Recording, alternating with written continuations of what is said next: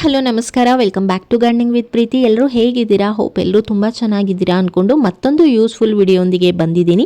ಇವತ್ತಿನ ವಿಡಿಯೋದಲ್ಲಿ ನೀವು ಆಲ್ರೆಡಿ ತಮ್ಮನೇಲ್ನ ನೋಡಿರ್ತೀರಾ. ಹೌದು, ಕಿಚನಲ್ಲಿ ವೇಸ್ಟ್ ಅಂತ ಬಿಸಾಕುವಂಥ ಒಂದು ವಸ್ತುವಿಂದ ಒಂದು ಒಳ್ಳೆ ಫರ್ಟಿಲೈಸರ್ನ ಮಾಡಿ ನಿಮಗೆ ತೋರಿಸ್ತೀನಿ.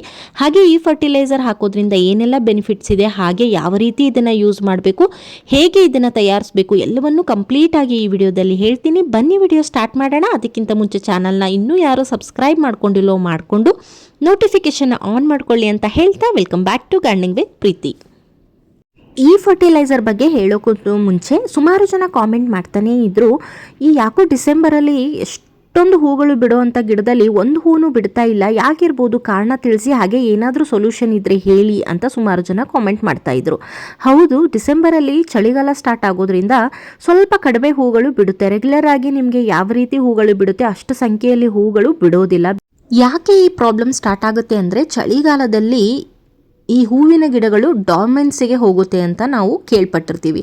ಡಾರ್ಮೆನ್ಸಿಗೆ ಹೋದಾಗ ಏನಾಗುತ್ತೆ ಅಂತಂದರೆ, ಎಲೆ ಏನೋ ಚಿಗುರ್ತಾ ಇರುತ್ತೆ, ಗಿಡ ಏನೋ ಚೆನ್ನಾಗೇ ಇರುತ್ತೆ, ಆದರೆ ಹೂಗಳ ಸಂಖ್ಯೆ ಕಡಿಮೆ ಆಗ್ತಾ ಹೋಗುತ್ತೆ. ಇದೊಂದು ನ್ಯಾಚುರಲ್ ಪ್ರಾಸೆಸ್ ಅಂತ ಹೇಳ್ಬೋದು. ಈ ಡಿಸೆಂಬರಿಂದ ಜನವರಿ ಸೆಕೆಂಡ್ ವೀಕ್ವರೆಗೂ ಈ ರೀತಿಯಾಗಿ ದಾಸವಾಳ ಗಿಡದಲ್ಲಾಗಲಿ ಗುಲಾಬಿ ಗಿಡದಲ್ಲಾಗಲಿ ಈ ರೀತಿ ಆದಂಥ ಪ್ರಾಬ್ಲಮ್ಗಳನ್ನ ನೀವು ನೋಡ್ಬೋದು. ತುಂಬ ಚೆನ್ನಾಗಿ ಹೂ ಬಿಡ್ತಾ ಇದ್ದು ಈ ಡಿಸೆಂಬರ್ ತಿಂಗಳಲ್ಲಿ ಮಾತ್ರ ಹೂಗಳು ಕಡಿಮೆ ಬರ್ತಾ ಇದೆ ಅಂತಂದರೆ ಏನು ಯೋಚನೆ ಮಾಡೋಕ್ಕೆ ಹೋಗಬೇಡಿ. ಮತ್ತೆ ಫೆಬ್ರವರಿಯಿಂದ ಕರೆಕ್ಟಾಗಿ ಸ್ಟಾರ್ಟ್ ಆಗುತ್ತೆ ಹೂಗಳು ಬಿಡೋಕ್ಕೆ. ಆದರೆ ಇದಕ್ಕೆ ನಾವೊಂದು ಕೆಲವೊಂದು ಸಪ್ಲಿಮೆಂಟ್ರಿನ ನಾವು ಈ ಟೈಮಲ್ಲಿ ಕೊಡ್ಬೋದು. ಅಂತಂದರೆ ಟೀ ಪೌಡ್ರನ್ನ ನೀವು ಕೊಡ್ಬೋದು, ಕಾಫಿ ಪೌಡ್ರನ್ನ ನೀವು ಕೊಡ್ಬೋದು, ಹಾಗೆ ಈರುಳ್ಳಿ ಸಿಪ್ಪೆಯನ್ನು ಫರ್ಟಿಲೈಸರ್ ಮಾಡಿ ನೀವು ನಿಮ್ಮ ಗಿಡಗಳಿಗೆ ಕೊಡ್ತಾ ಬರ್ಬೋದು. ಯಾವುದೇ ನಾವು ಕೆಮಿಕಲ್ ಆಗಲಿ ಹಾಗೆ ನಾವು ಆರ್ಗ್ಯಾನಿಕ್ ಫರ್ಟಿಲೈಸರ್ ಆಗಲಿ ಕೊಡಬೇಕು ಅಂತಂದರೆ 15 ದಿನದ ಗ್ಯಾಪಲ್ಲಿ ನಿಮ್ಮ ಗಿಡಗಳಿಗೆ ನೀವು ಕೊಡ್ಬೋದು. ಆದರೆ ಕೆಮಿಕಲ್ ಫರ್ಟಿಲೈಸರ್ನ ಯೂಸ್ ಮಾಡೋದು ನಿಮಗೆ ಗೊತ್ತಿಲ್ಲ ಅಂತಂದರೆ ಗಿಡಕ್ಕೆ ಡೈರೆಕ್ಟಾಗಿ ಅಫೆಕ್ಟ್ ಆಗೋದ್ರಿಂದ ನಾನು ಸಜೆಸ್ಟ್ ಮಾಡೋದು ಕೆಮಿಕಲ್ ಫರ್ಟಿಲೈಸರ್ನ ಯಾವುದೇ ಕಾರಣಕ್ಕೂ ನಿಮ್ಮ ಗಿಡಗಳಿಗೆ ಕೊಡಕ್ಕೆ ಹೋಗಬೇಡಿ. ನಿಮ್ಮ ಕಿಚನಲ್ಲೇ ಸಿಗುವಂಥ ವೇಸ್ಟಿಂದ ನೀವು ತುಂಬ ಚೆನ್ನಾಗಿ ಆರ್ಗ್ಯಾನಿಕ್ ಫರ್ಟಿಲೈಸರ್ನ ತಯಾರಿಸಿ ನಿಮ್ಮ ಗಿಡಗಳಿಗೆ ಕೊಡ್ಬೋದು. ಹಾಗೆ ಇದಕ್ಕೆ ಯಾವುದೇ ಸೈಡ್ ಎಫೆಕ್ಟ್ ಇಲ್ಲದೇ ಇರೋದ್ರಿಂದ ನೀವು ಹೆಚ್ಚು ಕಡಿಮೆ ಮಾಡಿ ನೀವು ಫರ್ಟಿಲೈಸರ್ನ ಕೊಡ್ಬೋದು. ಬಟ್ ಕೆಮಿಕಲ್ ಫರ್ಟಿಲೈಸರಲ್ಲಿ ಏನಾಗುತ್ತೆ ಅಂತಂದರೆ, ತುಂಬ ನೀವು ಜಾಸ್ತಿ ಕೊಟ್ಟಾಗ ಗಿಡದ ಎಲೆಗಳು ಸುಟ್ಟಂಗಾಗೋದು, ಹಾಗೆ ಗಿಡ ತುಂಬ ಒಣಗ್ದಂಗಾಗಿ ಗಿಡ ಸತ್ತೋಗುವಂಥ ಚಾನ್ಸಸ್ ಇರುತ್ತೆ. ಸೊ ಅದಕ್ಕೋಸ್ಕರ ಕೆಮಿಕಲ್ ಫರ್ಟಿಲೈಸರ್ನ ಅವಾಯ್ಡ್ ಮಾಡಿ. ಹಾಗೆ ದಾಸವಾಳ ಗಿಡದಲ್ಲಿ ಹೆಚ್ಚಾಗಿ ನೀವು ಹೂಗಳನ್ನ ಪಡಿಬೇಕು ಅಂತಂದರೆ ಅವಾಗವಾಗ ಪ್ರೂನಿಂಗ್ ಮಾಡ್ತಾ ಇರಬೇಕು. ನಾವು ಗುಲಾಬಿ ಗಿಡಕ್ಕೆ ಮಾತ್ರ ಪ್ರೂನಿಂಗ್ ಮಾಡ್ತೀವಿ ಅಂತ ನೀವು ಅಂದ್ಕೊಂಡಿರ್ತೀರ ಸುಮಾರು ಜನ. ಇಲ್ಲ, ದಾಸವಾಳ ಗಿಡದಲ್ಲೂ ಪ್ರೂನಿಂಗ್ ತುಂಬ ಇಂಪಾರ್ಟೆಂಟ್ ಆಗುತ್ತೆ. ನಾವು ಎಷ್ಟು ಪ್ರೂನಿಂಗ್ ಮಾಡ್ತೀವಿ ಅಷ್ಟು ಹೊಸ ಚಿಗುರುಗಳು ಬರೋಕ್ಕೆ ಸ್ಟಾರ್ಟ್ ಆಗುತ್ತೆ, ಹಾಗೆ ಹೊಸ ಬ್ರ್ಯಾಂಚ್ಗಳು. ಈಗ ಒಂದು ಕಡೆ ನೀವೇನಾದರೂ ಪ್ರೂನಿಂಗ್ ಮಾಡಿದರೆ ಟಿಸಲ್ ಹೊಡೆದು ಕವುಲ್ ಒಡೆದು 3 ರಿಂದ 4 ಬ್ರಾಂಚಸ್ಗಳು ಏನು ಬರುತ್ತೆ ಅದರಲ್ಲಿ ಎಲ್ಲದರಲ್ಲೂ ಹೂಗಳು ಬರುವಂಥದ್ದು. ಹಾಗೆ ಗಿಡ ಕೂಡ ತುಂಬ ಬುಷಿಯಾಗಿ ತುಂಬ ಚೆನ್ನಾಗಿ ಬೆಳೆಯುವಂಥದ್ದು. ಹಾಗೆ ಸುಮಾರು ಜನ ಕಾಮೆಂಟ್ ಮಾಡ್ತಾ ಇದ್ರು, ಎಲೆಗಳು ಹಳದಿ ಆಗ್ತಾ ಇದೆ, ನಿಮ್ಮ ವಿಡಿಯೋದಲ್ಲಿ ನೋಡೋ ಹಾಗೆ ಗಿಡಗಳಲ್ಲಿ ತುಂಬ ಹಚ್ಚ ಹಸಿರಾಗಿರುವಂಥ ಎಲೆಗಳಿದೆ, ಇದಕ್ಕೆ ನೀವೇನು ಮಾಡ್ತೀರಾ ಅಂತಲೂ ಕೇಳಿದರು. ನಾನು ಇದಕ್ಕೆ 15 ದಿನಕ್ಕೆ ಒಂದ್ಸಲ ಎಪ್ಸಮ್ ಸಾಲ್ಟ್ ಅಂತ ಸಿಗುತ್ತೆ, 1 ಟೇಬಲ್ ಸ್ಪೂನು ಮಣ್ಣನ್ನು ಸ್ವಲ್ಪ ನಾನು ಸಡ್ಲ ಮಾಡಿ ಅದಕ್ಕೆ ಗಿಡದ ಸುತ್ತಲೂ ನಾನು 1 ಟೇಬಲ್ ಸ್ಪೂನ್ ಆಗೋಷ್ಟು ಎಪ್ಸಮ್ ಸಾಲ್ಟನ್ನು ಹಾಕ್ತೀನಿ. ಎಪ್ಸಮ್ ಸಾಲ್ಟನ್ನು ನೀವು ಆನ್ಲೈನಲ್ಲೂ ಕೂಡ ಬೈ ಮಾಡ್ಬೋದು, ಅಥವಾ ಆಫ್ಲೈನಲ್ಲಿ ಅಂತಂದರೆ ನರ್ಸರಿಗಳಲ್ಲೂ ಕೂಡ ಇವಾಗ ಮಾರ್ತಾ ಇದ್ರೆ ಅಲ್ಲೂ ಕೂಡ ನೀವು ತೊಗೋಬೋದು. ಆದರೆ ನಾನು ಸಜೆಸ್ಟ್ ಮಾಡೋದು ಆನ್ಲೈನಲ್ಲಿ ತೊಗೊಳ್ಳಿ, ತುಂಬ ಚೀಪಾಗಿ ಬೀಳುತ್ತೆ.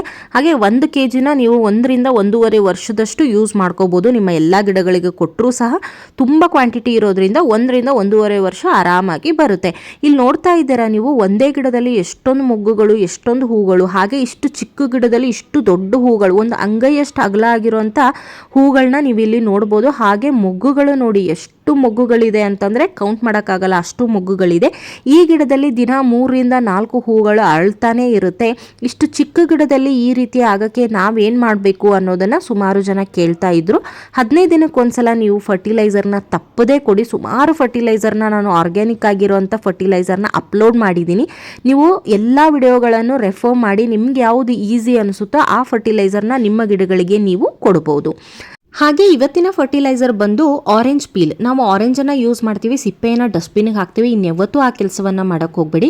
ಸುಮಾರು ಒಂದು 4ರಿಂದ 5 ಆರೆಂಜ್ ಆಗುವಷ್ಟು ಸಿಪ್ಪೆಯನ್ನು ನೀವು ತೆಗೆದು ಒಣಗಿಸಬಹುದು ಅಥವಾ ಹಸಿ ಕೂಡ ಹಾಕಬಹುದು. ಯಾವ ರೀತಿ ತಯಾರಿಸೋದು ಅಂತ ನಾನು ಹೇಳ್ತೀನಿ. ಅದಕ್ಕಿಂತ ಮುಂಚೆ ಇದನ್ನು ಕೊಡೋದ್ರಿಂದ ಏನೆಲ್ಲ ಬೆನಿಫಿಟ್ಸ್ ಇದೆ ಅನ್ನೋದನ್ನು ತಿಳ್ಕೊಬೇಕಲ್ವಾ. ಸೊ ಆರೆಂಜ್ ಪೀಲಲ್ಲಿ ನ್ಯಾಚುರಲ್ ಆಗಿ ನಿಮಗೆ NPK ಸಿಗುತ್ತೆ. ಅಂತಂದರೆ ಇದು ನ್ಯೂಟ್ರಿಯೆಂಟ್ ರಿಚ್ ಆಗಿರೋದ್ರಿಂದ ಇದು source of nitrogen, phosphorus, potassium, calcium, magnesium and sulphur ಈ ರೀತಿ ಇರೋದ್ರಿಂದ ನಿಮಗೆ ನ್ಯಾಚುರಲ್ ಆಗಿ NPK ಸಿಗೋದ್ರಿಂದ ಹೂಗಳು ಅರಳೋಕ್ಕೆ, ಮೊಗ್ಗುಗಳು ಜಾಸ್ತಿ ಬರೋಕ್ಕೆ ಇದು ಹೆಲ್ಪ್ಫುಲ್ ಆಗುತ್ತೆ. ಹಾಗೆಯೇ ಪೆಸ್ಟ್ ಕಂಟ್ರೋಲ್ ಕೂಡ ಮಾಡುತ್ತೆ. ಇದರಲ್ಲಿರೋ ಡಿಲೆಮೊನಿನ್ ಅನ್ನೋ ಕೆಮಿಕಲ್ ಏನಿರುತ್ತೆ ಅದು ಆ್ಯಂಟ್ಸ್ ಬರದೇ ಇರೋ ರೀತಿ, ಅಂದರೆ ಇರುವೆಗಳು ಬರದೇ ಇರೋ ರೀತಿ, ಹಾಗೆ ಫ್ಲೈಸ್ ಮತ್ತು ಇನ್ನೂ ಕೆಲವೊಂದು ಮಿಲಿಬಗ್ಸ್ ಈ ರೀತಿಯಾದಂಥ ಪೆಸ್ಟನ್ನು ಕಂಟ್ರೋಲ್ ಮಾಡುವಂಥದ್ದು. ನೀವು ಈ ನೀರನ್ನು ಸ್ಪ್ರೇ ಕೂಡ ಮಾಡ್ಬೋದು, ಅದರಿಂದ ಪೆಸ್ಟ್ ಕಂಟ್ರೋಲ್ ಕೂಡ ಆಗುತ್ತೆ.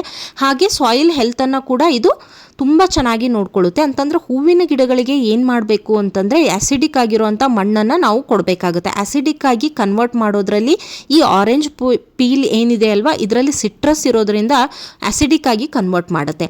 ಸೊ ಯಾವ ರೀತಿ ತಯಾರಿಸೋದು ಅಂತ ಇಲ್ಲಿ ಹೇಳ್ಬಿಡ್ತೀನಿ ನಿಮಗೆ. 1 ಬೌಲ್ ಆಗುವಷ್ಟು ನಾನಿಲ್ಲಿ ಪೀಲ್ ತೊಗೊಂಡು ಅರ್ಧ ಲೀಟ್ರ್ ನಾರ್ಮಲ್ ನೀರಲ್ಲಿ ನಾನು ಸಿಪ್ಪೆಯನ್ನು ಹಾಕಿ 3 ದಿನ ಬಿಡ್ತೀನಿ.